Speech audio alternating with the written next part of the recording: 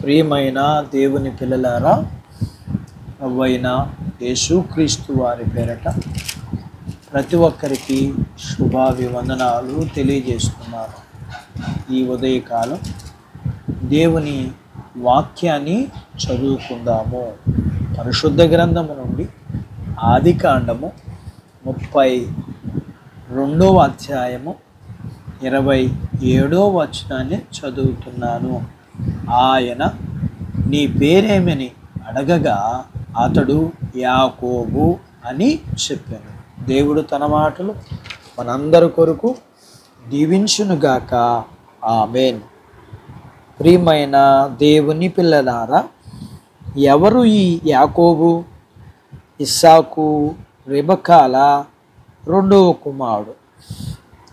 ఇతను ఏశావు అన్నదమ్ములు, మరియు వీరు కవల పిల్లలు కూడా. అంతేకాదు, యాకోబు అని పేరుకు అర్థం మోసగాడు అని. పేరుకు తగినట్లుగానే అందరి జీవితాలు ఉండవు, కొందరి జీవితాలు ఉంటాయి. సంతోష్ అనే పేరు ఉన్నవారందరికీ వారి జీవితాల్లో సంతోషం ఉండవచ్చు, ఉండకపోవచ్చు.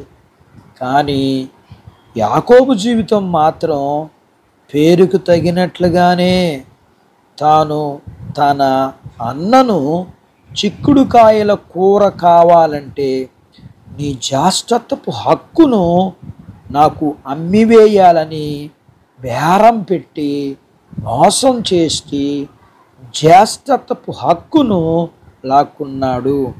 అలాగే అతని తల్లి సలహా తనకు మరింత బలాన్ని చేకూర్చగా తండ్రిని కూడా మోసం చేయటానికి తల్లి సలహా సహకారం తనకి అందడంతో మరింతగా ముందుకు వెళ్ళి తండ్రిని మోసం చేసి ఆశీర్వాదం, దీవెన, కుటుంబ బాధ్యతలు, హక్కులు తాను పొందుకుని పేరుకు తగినట్లుగా చేశాడు, జీవించాడు. కానీ ఇంతటితో కథ సుఖాంతం కాదు కదా. మోసం చేసి సంపాదించిన ఏవి అనుభవించకుండానే ఇంటి నుంచి బయటికి వచ్చి మేనమామ ఇంటికి వెళ్ళి 20 సంవత్సరాల జీవిత కాలంలో వచ్చిన సంపాదన అంతా మేనమామ చేతికి ఇవ్వవలసి వచ్చింది. మోసం చేసి తాను తన మేనమామ చేతిలో మోసపోయి చివరికి దేవుడు జోక్యంతో తనకు కలిగిన భార్యలు, బిడ్డలు, మందలు, పనివాణ్ణి తీసుకుని తన ఇంటికి ప్రయాణమయ్యాడు.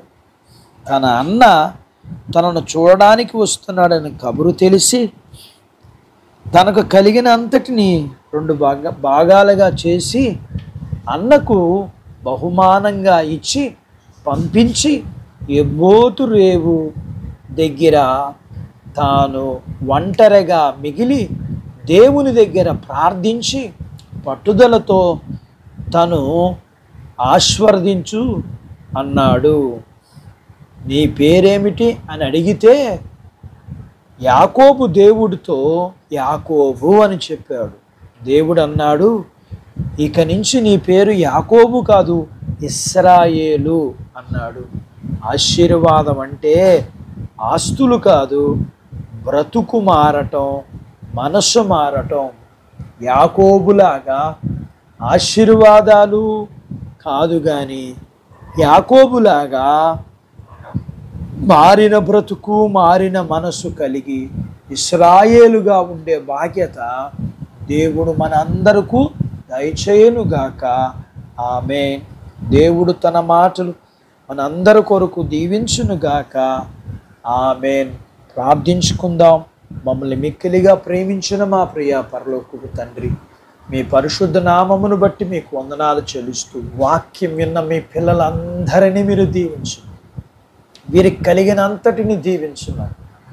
వీరిని, వీరి చిన్న బిడ్డలని, యవనస్తులను, వృద్ధులను, స్త్రీ పురుషులను, వీరు చేసుకుంటున్న జీవనాధిపతులు, పొలాలు, పశువులను, చిన్న బిడ్డలని, యవనస్తుల్ని, వృద్ధులను, స్త్రీ పురుషులను చదువుల్లో, ఆరోగ్యాల్లో, ఉద్యోగాల్లో, వివాహాల్లో, గర్భఫలాల్లో, గర్భం కలిగిన వారికి ప్రసూతి అని తల్లి బిడ్డలకు ఆరోగ్యం, స్త్రీ పురుషులు చేసుకుంటున్న జీవనాధిపతిని దీవించమని, వీరిని, వీరి కుటుంబాల్ని, వీరికి కలిగిన అంతటినీ దీవించమని యేసు ప్రభు వారి పేరట ఈ ప్రార్థన మీకు చేస్తున్నాను తండ్రి. ఆమేన్.